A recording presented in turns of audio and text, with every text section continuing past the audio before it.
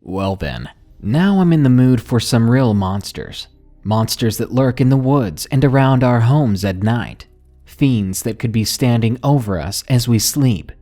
You night watchers have been asking over and over again for more Wendigo stories, and who am I to deny you that? So, if you're truly ready for the real fiends and monsters of our world, lock the door and light some candles. Here are 5 real Wendigo encounters. Number 1. Wendigo in My Woods. Submitted by Xyrillx. This story takes place about a year ago when I was 12. I was hiking on my mountain bike trails throughout my woods on a cloudy day. There was no rain and the humidity was low, so it was perfect for hiking or even just riding bikes.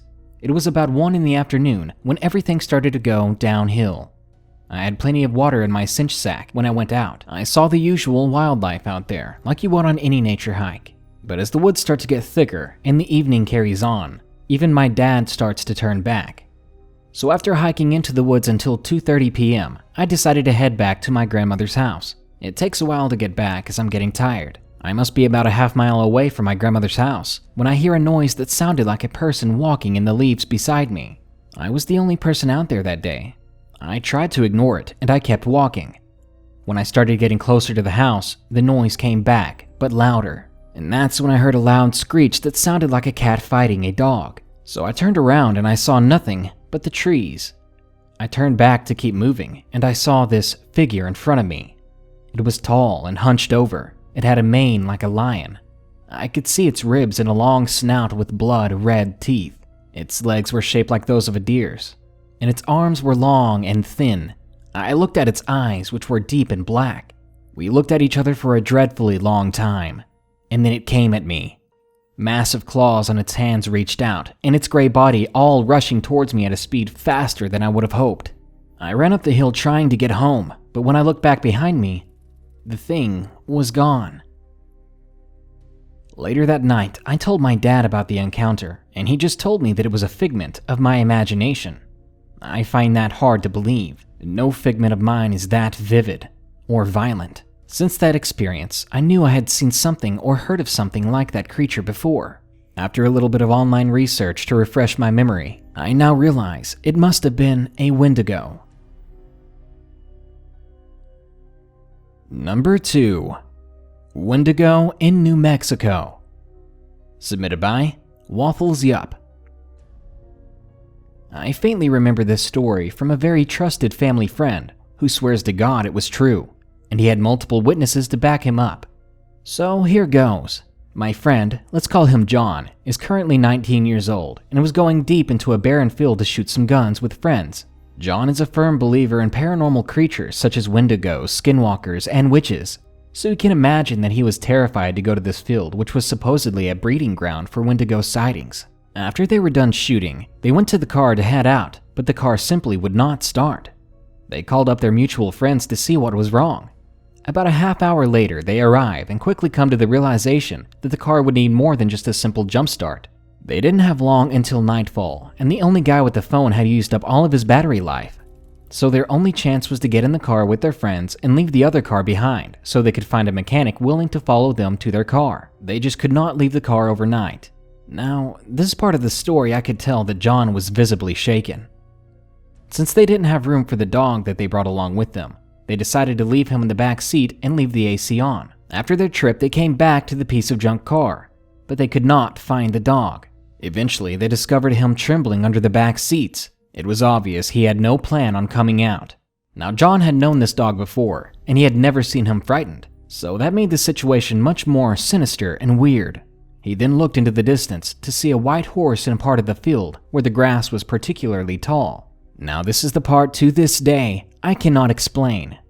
The horse. It wasn't what a regular horse would look like. No, they started to realize this horse was oddly human-shaped. And before saying a word, John saw with his own eyes this horse.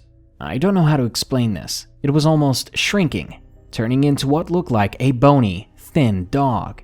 Out of every part of this that really disturbed me, even John, who I thought to be fearless, had an empty look in his eyes as if the events were playing in his head over and over again. The so-called dog stood up on its hind legs and ran off. They did not care how far away the creature was, or even that it ran off.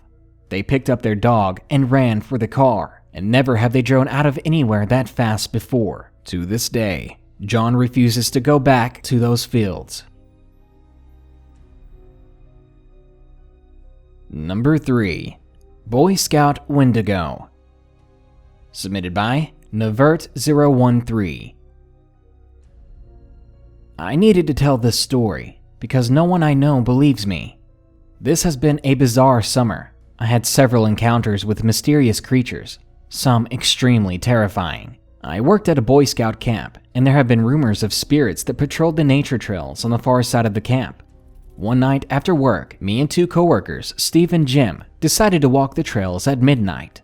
We were about halfway through the trail when Jim told us to stop and listen. It sounded like something was gnawing on bones and tearing at flesh. We shone our flashlights around us to see what remained of a deer, but the ribcage was torn open, almost flattened. Viscera were scattered across the forest floor, and the skull was crushed, and we could still hear the noises. Steve told us that we should get out of there, but we pressed on deeper into the forest. Suddenly, Jim stopped in front of us, and I asked him what was up, and he just pointed his light ahead. About 20 yards away, we saw this thing. It crouched with its back behind us, tearing into what we believe was a piece of the deer. It stopped and slowly rose, standing almost 10 feet tall, and it dropped whatever it was eating and turned around. Its face was nothing but skull, but not that of a human. It looked more like a deer's skull. Its arms were long and lanky, ending in large claws. Jim screamed, and we all began to run. The creature let out a horrifying screech behind us, and I made the mistake of turning around. The thing was on all fours and charging right at us, breaking smaller trees and stumps as it ran. Even as we got off the trail, we continued to run, and finally we stopped as we got to the pool building. We slammed the door and collected ourselves, but I could hear something outside. I looked through the window, and this creature was standing under a light post, breathing slowly. After a few horrifying moments, it slowly stepped away, disappearing back into the darkness. That wasn't the last we saw of this thing. A couple of days later, it was me and 2 other lifeguards, Colin and Maya. We were sitting in the office as a thunderstorm ravaged the camp. We watched the rain when a flash of lightning showed us something standing on the other side of the pool fence. Maya shrieked as the beast appeared. It looked to be walking towards the lake. I watched it walk away until I lost it in the pouring rain. The next morning, we found that the geese that lived near the lake were killed. It took us about an hour to clean up the mess. The next encounter was the next to last week of camp, and this was honestly the most terrifying experience of all. It was a Wednesday night, and I traveled the nature trail alone. Some morbid part of me wanted to see the thing again. And then I heard something. Someone was laughing at me, and it sounded like it was close. I turned and knew what I would see. It was the creature again, the thing with the deer skull for a head. Already regretting my terrible decision, I ran. I heard what sounded like the brush behind me crushing as something gave chase. After a painful eternity, I stopped to catch my breath, but the sounds of crushing brush only drew closer, so I forced myself to keep running until I once again locked myself in the pool office. I was terrified. Then I heard something ram into the door. I could see it through the window, and I heard what sounded like another person, but it was coming from this thing. Eventually, it must have gotten tired because it walked back into the woods. A few uneventful nights later, we had planned a campout. I was very apprehensive about this idea, but I decided to join the others because I did not want to be alone. The night passed by quietly for me, and I woke up peacefully, only to hear weird stories from the campers from the previous night. Someone said that they heard the tent flaps open. They could hear breathing, slow, heavy breathing, but they were too afraid to turn. Now, this could have been anyone, so I wasn't concerned too much about the story, until he said he heard laughter. That was the last I heard of the thing from the forest. Still though, some dark part of me wants to go back, wants to return to find it again. Number 4. The Thing from Last Night. Submitted by Iam Providence176. I've really never been one to believe in the paranormal or supernatural. Sure, I believe there are certain things out there that have yet to be discovered or explained. To be honest, I've never put too much thought into the idea of ghosts, ghouls, or bizarre creatures of the unknown.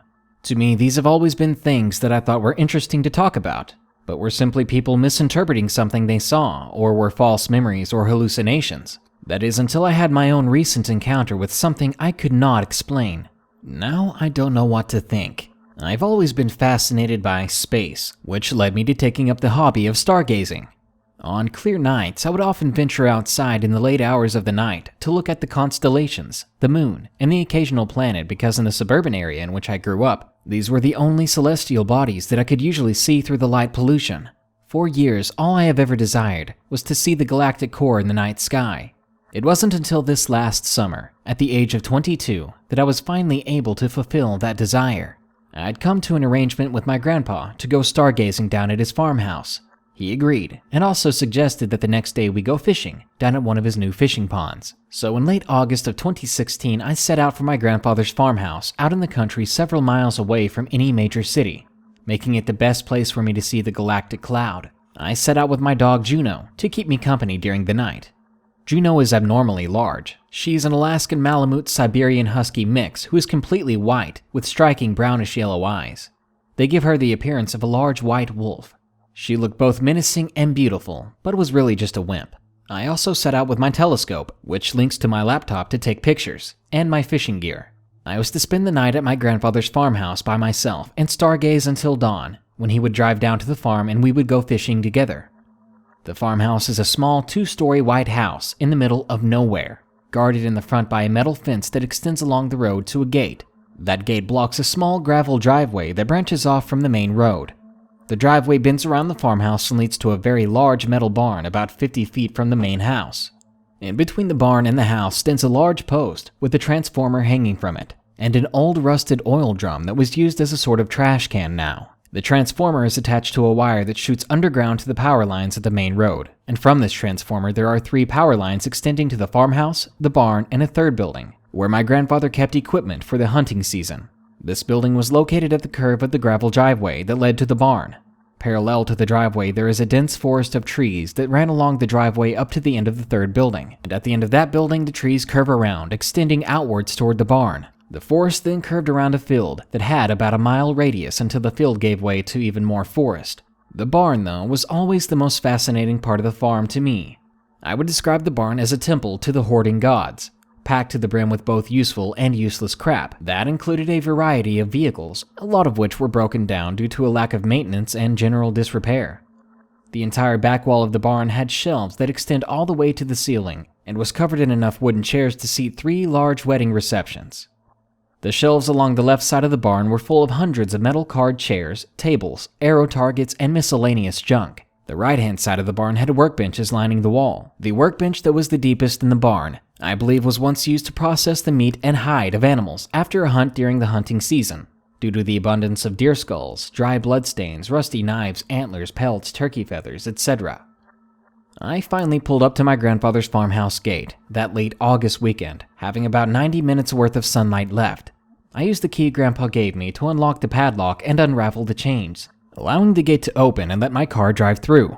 And once I drove through, I closed the gate, not bothering to rewrap the chains myself.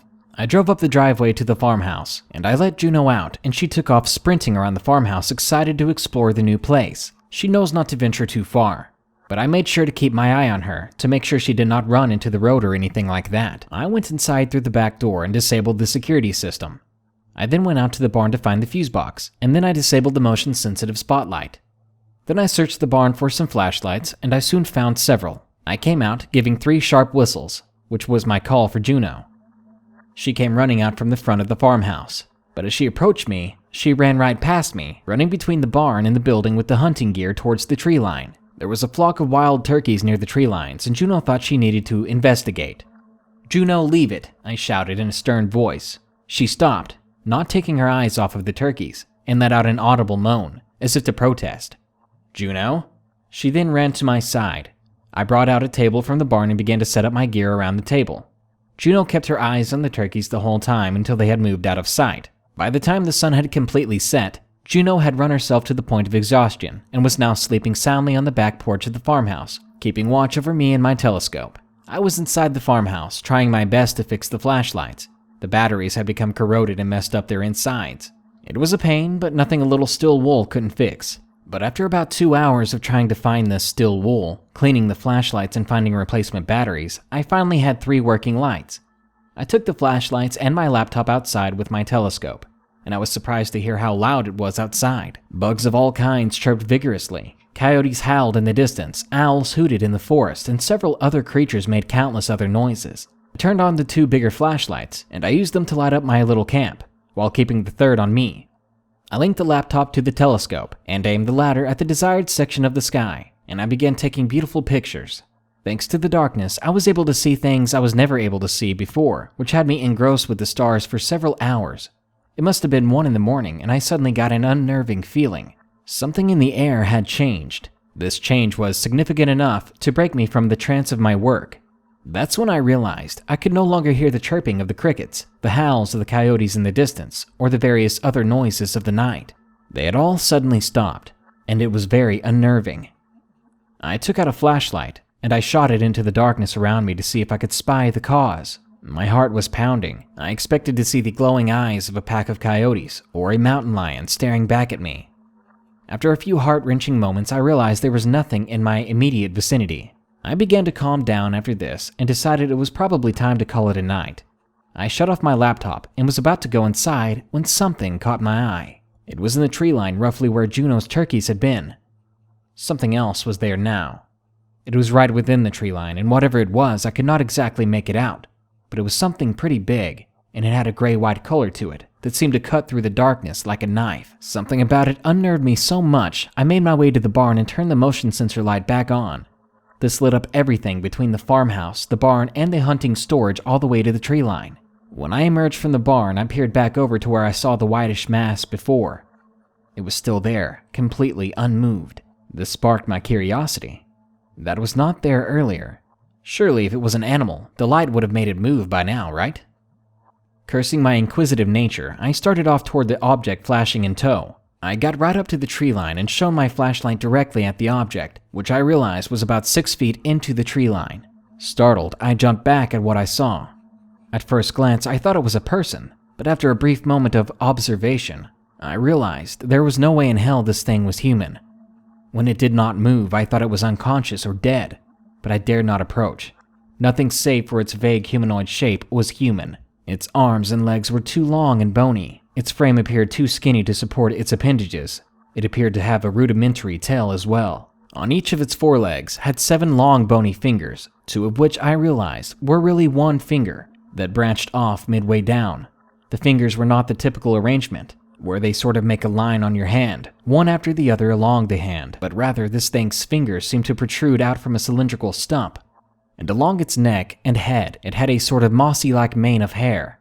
The head itself was sort of a rough shape like a coyote's skull, with very bony features and forward-facing eyes. Its mouth consisted of several rows of small possum-like teeth, visible through its slightly gaping mouth. Its lips seemed to extend all the way down to its neck, with an eerie-looking grin.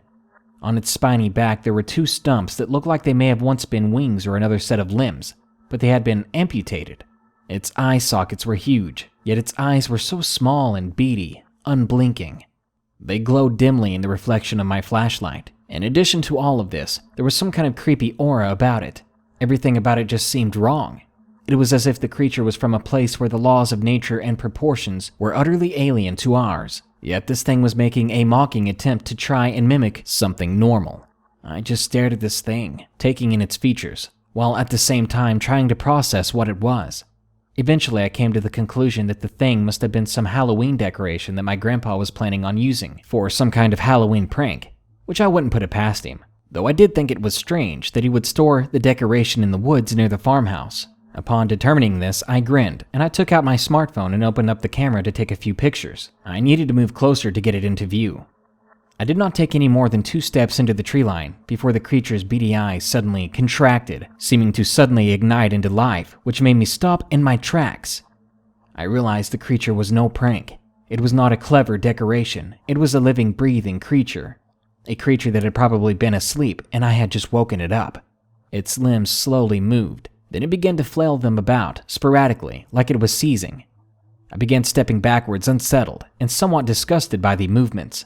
Eventually, one of its hands caught the ground, then the other, and it pushed itself up, showing off its striking height at about what I guessed to be 9 feet tall. It seemed to strain to keep itself standing. It had a digitigrade stance, not unlike a coyote or dog. It focused its intense gaze, digging its hollow white eyes into my being.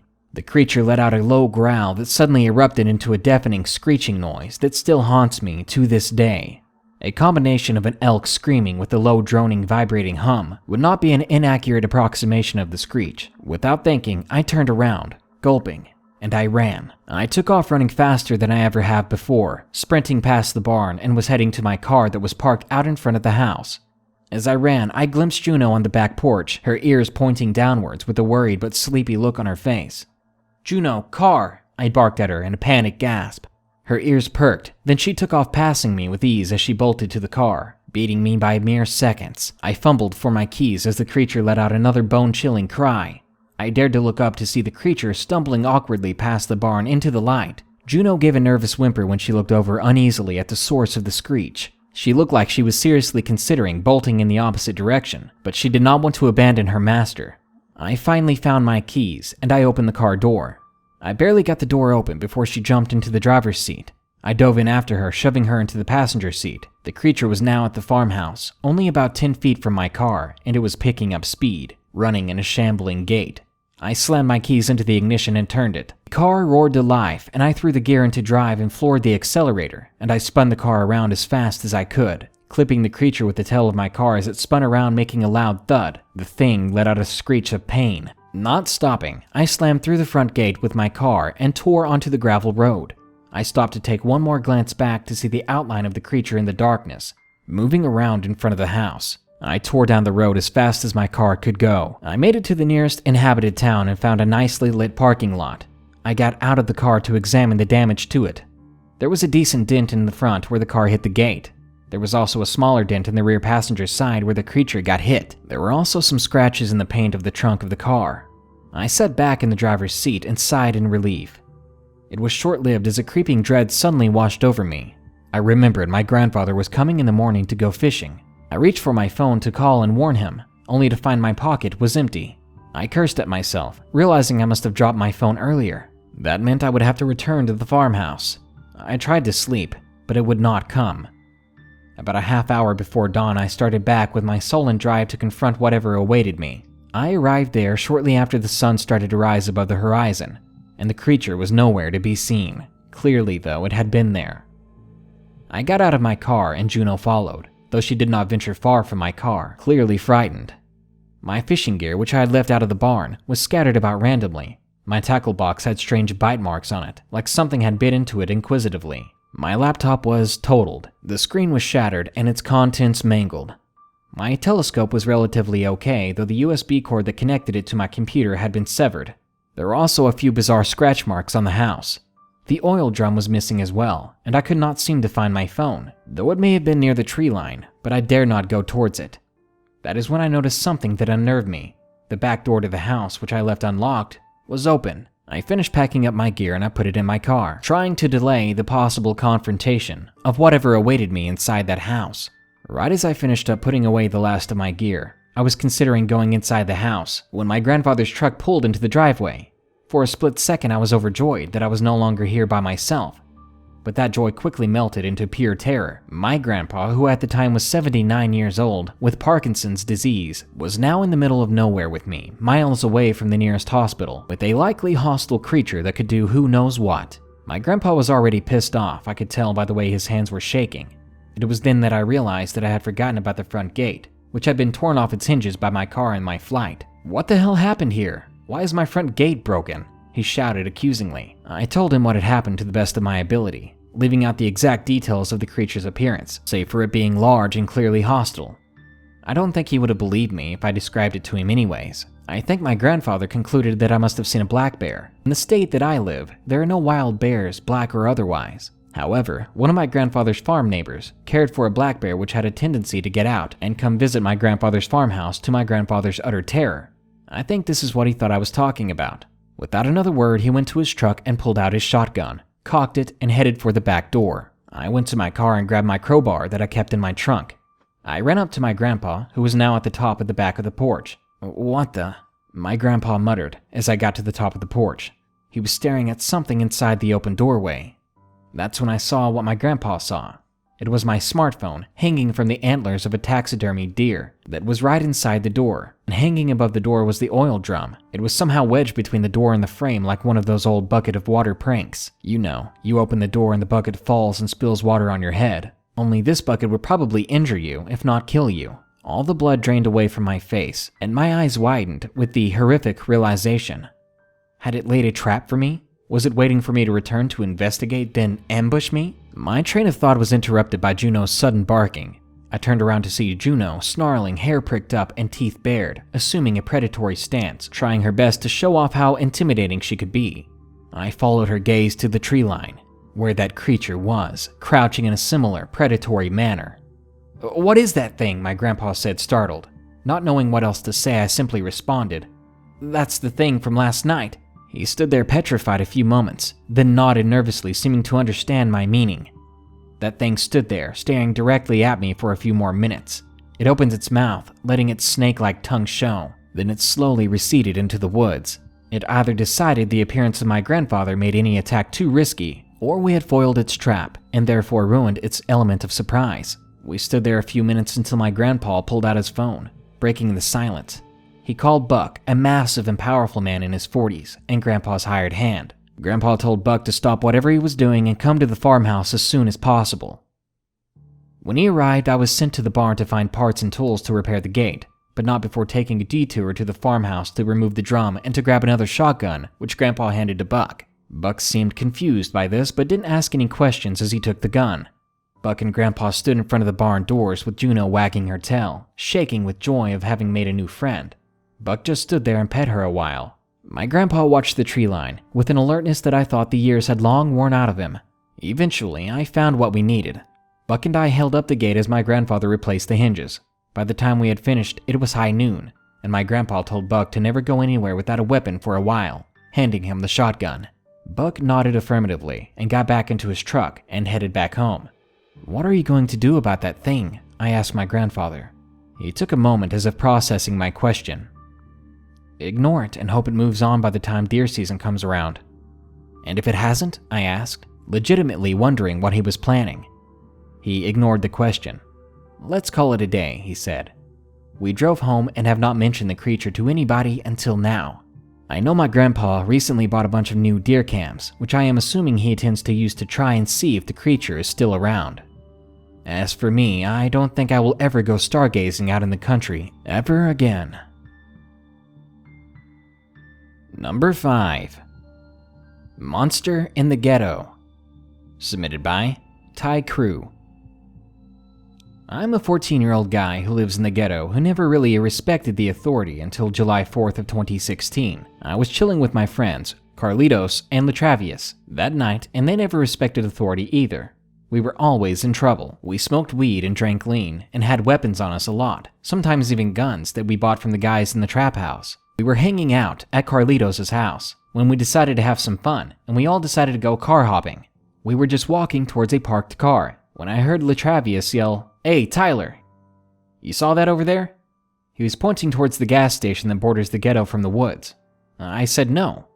We looked around for more cars that seemed easy to get into when I got the feeling of being watched. I turned around, ready to draw my gun. When I did, I saw a hairless creature with long arms and claws. The thing was white as snow.